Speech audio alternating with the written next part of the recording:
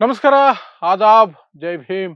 ನಾನು ನಿಮ್ಮ ಭಾಗ್ಯನಾರಾಯಣ ಬೊಗ್ಗವರಪು. ನೀವು ನೋಡ್ತಾ ಇದ್ದೀರಿ ಸುದ್ದಿ ಸರ್ಕಲ್.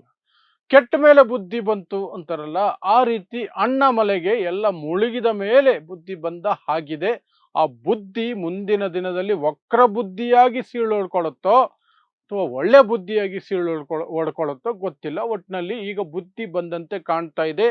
ಸೊ ಈಗ ಬರ್ತಿರುವಂತಹ ಮಾಹಿತಿಯ ಪ್ರಕಾರ ಅಣ್ಣಾಮಲೈ ಬಿಜೆಪಿ ಬಿಟ್ಟು ತನ್ನದೇ ಹೊಸ ಪಕ್ಷವನ್ನ ಸ್ಥಾಪನೆ ಮಾಡೋದಕ್ಕೆ ಹೊರಟಿದ್ದಾರೆ. ಸೊ ಏನಿದು ಹೊಸ ಬೆಳವಣಿಗೆ? ಇಲ್ಲಿಯವರೆಗೆ ಏನೆಲ್ಲ ಬೆಳವಣಿಗೆಗಳಾಗಿತ್ತು? ಮೊನ್ನೆ ನಡೆದಂತಹ ತಮಿಳುನಾಡು ವಿಧಾನಸಭಾ ಚುನಾವಣೆಯಲ್ಲಿ ಒಂದೇ ಒಂದು ಸೀಟು ಬಿಜೆಪಿ ಗೆದ್ದಿದೆಯಲ್ಲ, ಅದರ ಸುತ್ತ ಏನೆಲ್ಲ ನಡೀತು ಮತ್ತು ವಿಜಯ್ ಜೋಸೆಫ್ ವಿಜಯ್ ಮುಖ್ಯಮಂತ್ರಿಯಾಗಿದ್ದು ಅಣ್ಣಾಮಲೈ ಹೇಗೆ ನೋಡಿರಬಹುದು ವಿವರಿಸುವಂತಹ ಪ್ರಯತ್ನವನ್ನ ನನ್ನ ತಿಳುವಳಿಕೆ ಮೂಲಕ ಮಾಡೋ ಪ್ರಯತ್ನ ಮಾಡ್ತೀನಿ. ಸೊ ಅಣ್ಣಾಮಲೈ ನಿಮಗೆ ಗೊತ್ತಿದೆ, ಕರ್ನಾಟಕದಲ್ಲಿ ಸಿಂಗಂ ಸಿಂಗಂ ಅಂತ ಈ ಮೀಡಿಯಾದವರು ಸಿಕ್ಕಾಪಟ್ಟೆ ಎಳೆದಾಡಿದ್ರು. 2020ಕ್ಕೆ ದಿಢೀರಂತ IPS ಹುದ್ದೆಗೆ ರಾಜೀನಾಮೆ ಕೊಟ್ಟು ತಮಿಳುನಾಡಿಗೆ ಹೋದ್ರು, ಬಿಜೆಪಿ ಸೇರ್ಕೊಂಡ್ರು. ಆಗ ಹೇಳಿದ್ದು ನರೇಂದ್ರ ಮೋದಿ ಅವರ ವರ್ಚಸ್ಸು, ಅವರ ಕೆಲಸ, ಅವರ ಇದನ್ನು ಎಲ್ಲವನ್ನು ನೋಡಿ ನಾನು ಮಾರು ಹೋಗಿದ್ದೇನೆ, ಹಾಗಾಗಿ ಬಿಜೆಪಿಗೆ ಬಂದಿದ್ದೇನೆ ಅಂತ. ಬಿಜೆಪಿಯವರು ಅಯ್ಯೋ ನಿನಗೋಸ್ಕರನೇ ಕಾಯ್ತಿರೋದು, ಬಾ ಕೂತ್ಕೋ ಅಂತ ಹೇಳಿ ರಾಜ್ಯದಲ್ಲಿ ಉಪಾಧ್ಯಕ್ಷ ಪಟ್ಟ ಕೊಟ್ಟರು.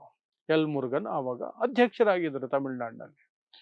ಅದಾದ ಸ್ವಲ್ಪ ದಿನಗಳ ನಂತರ ಎಲ್ ಮುರುಗನ್ ಕೇಂದ್ರದಲ್ಲಿ ಮಂತ್ರಿಯಾಗಿ ಹೋದ ತಕ್ಷಣನೇ ಇಲ್ಲಿ ಅಣ್ಣಾಮಲೈ ತಮಿಳುನಾಡಿನಲ್ಲಿ ರಾಜ್ಯಾಧ್ಯಕ್ಷ ಆದರು. ರಾಜ್ಯಾಧ್ಯಕ್ಷ ಆಗಿ ಇಡೀ ರಾಜ್ಯದಲ್ಲಿ ಸಂಚಲನ ಮೂಡಿಸ್ತೀನಿ ಅಂತ ಹೇಳಿ ಪಾದಯಾತ್ರೆಗಳನ್ನ ಮಾಡಿದ್ರು, ಭಾಷಣದ ಮೇಲೆ ಭಾಷಣ ಮಾಡಿದ್ರು. ಅದೇನೋ ಮುರುಗನ್ ಅಂತ ಹೆಸರು ಹೇಳ್ಕೊಂಡು ದೇವರ ಹೆಸರಿನಲ್ಲಿ ಒಂದಷ್ಟು ಯಾತ್ರೆಗಳನ್ನ ಮಾಡಿದ್ರು.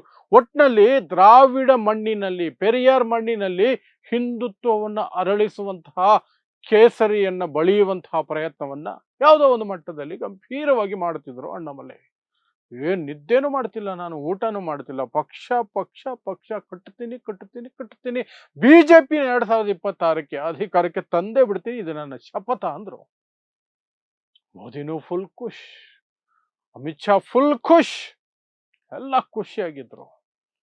ಬಟ್ 2024 ಚುನಾವಣೆಯಲ್ಲಿ ಗೊತ್ತಾಯ್ತು ಏನು ಇಲ್ಲ, ಟಸ್ಸ ಪುಸ್ಸ ಅಂತ. ಟಸ್ಸ ಪುಸ್ಸ ಅಂತ ಯಾವಾಗ ಗೊತ್ತಾಯ್ತು? AIADMK ಜೊತೆಯಲ್ಲಿ ಮತ್ತೆ ಹೊಂದಾಣಿಕೆ ಮಾಡಿಕೊಳ್ಳಲೇಬೇಕಾದ ಅನಿವಾರ್ಯ ಪರಿಸ್ಥಿತಿ ಬಿಜೆಪಿಗೆ ಒದಗಿ ಬಂತು. AIADMK ಹತ್ರ ಹೋದ್ರು. AIADMK ಹತ್ರ ಹೋಗಿದ ತಕ್ಷಣ AIADMK ಇಟ್ಟಂತಹ ಮೊದಲ ಬೇಡಿಕೆ ಮೈತ್ರಿ ಮತ್ತೆ ಮಾಡ್ಕೊಳ್ಳೋದು ದೂರ ಇರಲಿ, ಮೈತ್ರಿ ಮಾಡ್ಕೋಬೇಕಾ ಬೇಡವಾ ಅಂತ ಯೋಚನೆ ಮಾಡೋದಕ್ಕೇನೆ ನಮ್ದೊಂದು ಷರತ್ತಿದೆ ಅಂದ್ರು. ಮೈತ್ರಿ ಮಾಡ್ಕೊಳ್ಳೋದಕ್ಕೆ ಷರತ್ತಲ್ಲ, ಮೈತ್ರಿ ಮಾಡ್ಕೊಳ್ಬೇಕಾ ಬೇಡವಾ ಅಂತ ಮಾತುಕತೆ ಕರಿತಿದ್ದೀರಲ್ಲ, ಆ ಮಾತುಕತೆಗೆ ಮೊದಲೇ ನಮ್ದು ಷರತ್ತಿದೆ, ಆ ಮಾತುಕತೆಗೆ ಬರಬೇಕಾ ಬೇಡವಾ ಅನ್ನೋದೇ ನಿಮ್ಮ ಷರತ್ತು, ಅದನ್ನು ನಿಭಾಯಿಸ್ತಿರೋ ಇಲ್ಲ ಅನ್ನೋದ್ರ ಮೇಲೆ ಇರುತ್ತೆ ಅಂದ್ರು. ಏನಪ್ಪಾ ಅದು ಷರತ್ತು ಅಂದ್ರೆ, ಅಣ್ಣಾಮಲೈನ ಕಿತ್ತು ಬಿಸಾಕ್ರಿ ಅಂದ್ರು. ಅಣ್ಣಾಮಲೈನ ಕಿತ್ತು ಬಿಸಾಕಿ ಅಂದ್ರು. ಬಿಜೆಪಿಗೆ ವಿಧಿ ಇರಲಿಲ್ಲ, ಬೇರೆ ದಾರಿ ಇರಲಿಲ್ಲ, ಕಿತ್ತು ಬಿಸಾಕಿದ್ರು. ನಯನಾರ್ ನಾಗೇಂದ್ರನ್ ಅನ್ನುವಂತಹ ವ್ಯಕ್ತಿಯನ್ನ ರಾಜ್ಯಾಧ್ಯಕ್ಷರನ್ನಾಗಿ ಮಾಡಿದ್ರು. ಆ ನಂತರ ಮೈತ್ರಿ ಮಾಡಿಕೊಂಡು ವಿಧಾನಸಭಾ ಚುನಾವಣೆಗೆ AIADMK ಜೊತೆ ಬಿಜೆಪಿ ಹೋಯ್ತು. ಆ ಸಂದರ್ಭದಲ್ಲಿ ಅಣ್ಣಾಮಲೈ ಸುಮ್ಮನೆ ನಾಮಕೆ ವಾಸ್ತೆ ಒಂದೆರಡು ಕಡೆ ಕಾಣಿಸ್ಕೊಂಡ್ರು, ಹೆಚ್ಚಿಗೆ ಅವರು ಯಾವುದ್ರಲ್ಲೂ ತೊಡಗಿಸ್ಕೊಳ್ಳಿಲ್ಲ. ಪಕ್ಷನ ಅವರನ್ನ ಕರೆದು ಏನು ಕೆಲಸವನ್ನು ಒಪ್ಪಿಸ್ದಂಗೆ ಕಾಣ್ತಿಲ್ಲ. ಒಟ್ಟಿನಲ್ಲಿ ಆ ಪಕ್ಷದಲ್ಲಿ ಅಣ್ಣಾಮಲೈ ಮೂಲೆ ಗುಂಪಾಗಿ ಮುಗಿದು ಹೋಗಿತ್ತು. ಇನ್ನು ಮತ್ತೆ ರಾಜ್ಯಾಧ್ಯಕ್ಷ ಆಗೋದು ಅದು ಇದು ಏನು ಸಾಧ್ಯತೆಗಳು ಎಲ್ಲೂ ಕಾಣ್ತಾನೆ ಇರಲಿಲ್ಲ. ಯಾಕಂದ್ರೆ AIADMK ಅದಕ್ಕೆ ಒಪ್ಪೋದೇ ಇಲ್ಲ ಅಂತಹ ಪರಿಸ್ಥಿತಿ. ಸೊ ಆ ಹಿನ್ನೆಲೆಯಲ್ಲಿ ತಮಿಳುನಾಡಿನಲ್ಲಿ ಆದಂತಹ ರಾಜಕೀಯ ಮಿರಾಕಲ್ ನಿಮ್ಗೆ ಗೊತ್ತೇ ಇದೆ. ನಾನು ಅದನ್ನ ಮಿರಾಕಲ್, ಪವಾಡ ಅಂತಲೇ ಕರಿತೀನಿ. ಈ ಪವಾಡಗಳಲ್ಲಿ ನನಗೆ ನಂಬಿಕೆ ಇಲ್ಲ, ಆದರೂ ಪವಾಡ ಅನ್ನೋದನ್ನ ಜನರಿಗೆ ಅರ್ಥ ಮಾಡಿಸೋದಕ್ಕೆ ಸುಲಭ ಆಗುತ್ತೆ ಅನ್ನೋ ಕಾರಣಕ್ಕೆ ಕರಿತೀನಿ. ಆಕ್ಟರ್ ಆಗಿದ್ದಂಥವ್ರು, ನಟ ಆಗಿದ್ದಂಥವ್ರು, ಯಾರೂ ನಿರೀಕ್ಷೆ ಮಾಡಿದಂಥ ಒಂದು ವ್ಯಕ್ತಿ ಜೋಸೆಫ್ ವಿಜಯ್ ತಮಿಳುನಾಡಲ್ಲಿ ಮೆಜಾರಿಟಿಯ ಹತ್ತಿರ ಬಂದು ಮುಖ್ಯಮಂತ್ರಿ ಆದರು. ಆಗ ಅಣ್ಣಾಮಲೈಗೆ ಸಿಕ್ಕಾಪಟ್ಟೆ ತಲೆ ಕೆಟ್ಟಿರುತ್ತೆ. ಆ ಜಾಗದಲ್ಲಿ ನಾನಿರ್ಬೇಕಿತ್ತಲ್ವಾ, ನಾನು ಎಷ್ಟೆಲ್ಲ ಓಡಾಡಿದ್ದೀನಿ, ಚಾಟಿ ಬೀಸ್ಕೊಂಡಿದ್ದೀನಿ, ನನಗೆ ನಾನೇ ನಡು ರಸ್ತೆಯಲ್ಲಿ ನಿಂತ್ಕೊಂಡು ಶರ್ಟ್ ಬಿಚ್ಚಿ ಬರಿಗಾಲಲ್ಲಿ ನಡೆದಾಡಿದ್ದೀನಿ.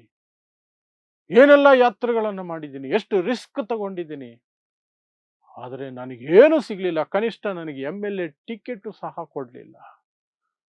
ನನ್ನದೇ ಜೊತೆಯಲ್ಲಿ ನನಗಿಂತ ನಂತರ ಬಂದಂತಹ ಜೋಸೆಫ್ ವಿಜಯ್ ಮುಖ್ಯಮಂತ್ರಿನೇ ಆಗೋದ್ರು. ಅದಕ್ಕೆ ಕಾರಣ ಜೋಸೆಫ್ ವಿಜಯ್ ತನ್ನದೇ ರೀತಿಯಲ್ಲಿ ಪಕ್ಷನ ಕಟ್ಕೊಂಡಿದ್ದು, ತಾನೇ ಒಬ್ಬ ಅಧ್ಯಕ್ಷನಾಗಿ ಮುನ್ನಡೆಸ್ಕೊಂಡು ಹೋಗಿದ್ದು, ಆ ಪಕ್ಷದ ಮುಖ್ಯಸ್ಥನಾಗಿ ಮುನ್ನಡೆಸ್ಕೊಂಡು ಹೋಗಿದ್ದು, ತಾನು ಏಕಾಂಗಿ ನಿರ್ಧಾರಗಳನ್ನ ಕೈಗೊಂಡಿದ್ದೇ ಕಾರಣ ಅಂತ ಅಣ್ಣಾಮಲೈಗೆ ಅನ್ಸಿರ್ಬೇಕೀಗ. ಅದಕ್ಕೆ ಈಗ ನಿರ್ಧಾರ ಮಾಡಿದರೆ, ನಾನು ಬಿಜೆಪಿಯನ್ನು ಬಿಡುತ್ತೀನಿ. ಮೋದಿ ಮತ್ತು ಅಮಿತ್ ಶಾಗೆ ಇದು ಸೆಡ್ಡು ಹೊಡೆದ ರೀತಿಯಲ್ಲಿ ಇದೆ. ಯಾಕೆ ಅಂತಂದ್ರೆ, ಬಿಜೆಪಿಯವರು ಮೊನ್ನೆ ಕರೆದು ರಾಜ್ಯಸಭೆಗೆ ಬನ್ನಿ, ನಿಮಗೆ ರಾಜ್ಯಸಭೆಗೆ ಆಯ್ಕೆ ಮಾಡಿ ಕಳಿಸ್ತೀವಿ ಅಂದಾಗ ಅಣ್ಣಾಮಲೈ ನೋ, ನಾನು ರಾಜ್ಯಸಭೆಗೆ ಬರೋದಿಲ್ಲ, ನನಗೆ ಬೇಕಾಗಿಲ್ಲ ಅಂತ ಸ್ಪಷ್ಟವಾಗಿ ಹೇಳಿಬಿಟ್ರು. ಅದೇ ಸಂದರ್ಭದಲ್ಲಿ ನಿತಿನ್ ನಬೀನ್, ಬಿಜೆಪಿಯ ಹೆಸರು ಮಾತ್ರಕ್ಕೆ ಇರುವಂತಹ ರಾಷ್ಟ್ರಾಧ್ಯಕ್ಷ, ನಾಮಕೆ ವಾಸ್ತೆ ರಾಷ್ಟ್ರಾಧ್ಯಕ್ಷ, ಆ ಮನುಷ್ಯ ಹೇಳಿದ್ದು ಏನು ನಡೆಯಲ್ಲ, ಯಾರು ಕೇರೆ ಮಾಡಲ್ಲ ಆ ಮನುಷ್ಯನ ಮಾತಿಗೆ. ಎಲ್ಲ ಅಮಿತ್ ಶಾನೇ ನಿರ್ಧಾರ ತಗೊಳ್ಳೋದು, ಮೋದಿನೇ ನಿರ್ಧಾರ ತಗೊಳ್ಳೋದು. ಹೆಸರಿಗೆ ಒಂದು ಗೊಂಬೆ ನಿತಿನ್ ನಬೀನ್, ರಾಷ್ಟ್ರಾಧ್ಯಕ್ಷ. ಸುಮಾರು ಜನಕ್ಕೆ ಹೆಸರು ಗೊತ್ತಿಲ್ಲ, ರಾಷ್ಟ್ರಾಧ್ಯಕ್ಷ ನಿತಿನ್ ನಬೀನ್ ಅಂತ. ಸೊ ಅವ್ರು ಕರೆದು ಹೇಳಿದ್ರಂತೆ ಅಣ್ಣಾಮಲೈಗೆ, ಬನ್ನಿ ನಿಮಗೆ ರಾಜ್ಯಸಭೆ ಕಳಿಸ್ತೀವಿ, ಗೌರವಯುತವಾಗಿ ಇರಿ ಅಲ್ಲಿ ಅಂತ. ಅದಕ್ಕೆ ಅಣ್ಣಾಮಲೈ ಒಪ್ಪಿಲ್ಲ. ಮೇ ಬಿ ಅಣ್ಣಾಮಲೈಗೆ ಅನ್ಸಿರ್ಬೇಕು, ನನಗೇನು ವಯಸ್ಸಾಗಿದೆಯಾ, ನಾನು ಚುನಾವಣೆ ಪಣಾವಣೆ ಏನು ಮಾಡದೆ ಹೋಗಿ ರಾಜ್ಯಸಭೆಯಲ್ಲಿ ಸುಮ್ಮನೆ ಕೂತ್ಕೊಳ್ಳೋದಕ್ಕೆ ನನಗೆ ಬೇಕಾಗಿಲ್ಲ. ಮತ್ತೆ ವಿಜಯನ ನೋಡಿದ್ಮೇಲೆ ಅನ್ಸಿದ್ದು, ಇವರು ಸಹವಾಸ ಮಾಡಿ ಹಾಳಾಗೋದೆ, ನಂದೇ ಸ್ವಂತ ಪಕ್ಷ ಮಾಡಿದ್ರೆ ಏನಾದರೂ ಆಗಿರೋದು ಇಷ್ಟೊತ್ತಿಗೆ ಅಂತ ಅನ್ಸಿರ್ಬೇಕು.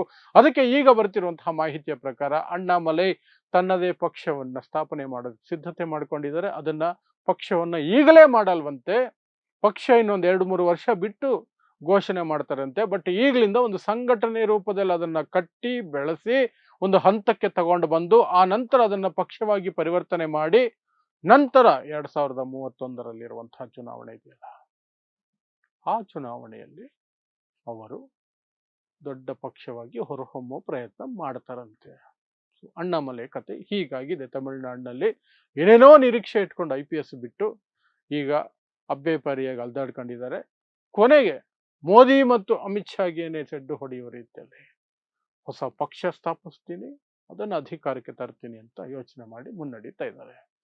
ಆದರೆ ಅವರ ರೀತಿ ಯಾವುದಿರುತ್ತೆ, ರೂಟ್ ಯಾವುದಿರುತ್ತೆ ಅನ್ನೋದು ಕುತೂಹಲ. ಯಾಕಂದ್ರೆ ಬಿಜೆಪಿ ಜೊತೆಯಲ್ಲಿ ಬಂದದ್ದು ಅವರು ಹಿಂದುತ್ವವನ್ನ ತಮಿಳುನಾಡಿನಲ್ಲಿ ನಾನು ಗೆಲ್ಲಿಸೋ ಪ್ರಯತ್ನ ಮಾಡ್ತೀನಿ ಅಂತ. ಈಗ ಹೊಸ ಪಕ್ಷವನ್ನ ಹಿಂದುತ್ವದ ಹೆಸರಿನಲ್ಲಿ ಕಟ್ಟೋಕೆ ಪ್ರಯತ್ನ ಮಾಡ್ತಾರಾ, ಅಥವಾ ಈ ಹಿಂದುತ್ವ ಎಲ್ಲ ತಮಿಳುನಾಡಲ್ಲಿ ಪೆರಿಯಾರ್ ಮಣ್ಣಲ್ಲಿ ವರ್ಕೌಟ್ ಆಗೋದಿಲ್ಲ, ಅಲ್ಲಿ ಏನಿದ್ರು ದ್ರಾವಿಡ ಪಾಲಿಟಿಕ್ಸ್ ನಡೆಯೋದು, ನಾನು ಅದೇ ದಾರಿಯಲ್ಲಿ ಹೋಗ್ತೀನಿ ಅನ್ನುವಂಥದ್ದಕ್ಕೆ ಅವರ ಸೈದ್ಧಾಂತಿಕವಾಗಿ ಕರೆಕ್ಷನ್ ಮಾಡಿಕೊಂಡು ಬೇರೆ ರೂಟಲ್ಲಿ ಹೋಗ್ತಾರ, ಆ ಪ್ರಶ್ನೆ ಉಳಿದಿದೆ. ಅದು ಮುಂದಿನ ದಿನಗಳಲ್ಲಿ ಅವರ ನಡೆ ನುಡಿಯಲ್ಲಿ ಗೊತ್ತಾಗುತ್ತೆ. ಅದಕ್ಕೆ ನಾವು ಕಾಯಬೇಕು ಅಷ್ಟೇನೆ. ಅಲ್ಲಿಯವರೆಗೆ ಸದ್ಯಕ್ಕಂತೂ ಕನ್ಫರ್ಮೇಶನ್ ಏನು ಅಂದ್ರೆ, ಅಣ್ಣಾಮಲೈ ರಾಜೀನಾಮೆ, ಬಿಜೆಪಿಗೆ ರಾಜೀನಾಮೆ ಕೊಡುವ ದಿನ ದೂರ ಇಲ್ಲ, ಪಕ್ಷವನ್ನು ತೊರೆಯುವ ದಿನ ದೂರ ಇಲ್ಲ, ಆಲ್ಮೋಸ್ಟ್ ಫಿಕ್ಸ್ ಆಗಿದೆ ಅಷ್ಟೇ. ಇದಿಷ್ಟು ತಮಿಳುನಾಡಿನ ಅಣ್ಣಾಮಲೈ ಸುದ್ದಿಗಳು. ಸೊ ಇಂತಹದ್ದೇ ವಿಶೇಷ ಸುದ್ದಿಗಳಿಗಾಗಿ ನೋಡ್ತಾ ಇರಿ ಸುದ್ದಿ ಸರ್ಕಲ್. ನಾನು ನಿಮ್ಮ ಭಾಗ್ಯನಾರಾಯಣ ಬೊಗವರಪು.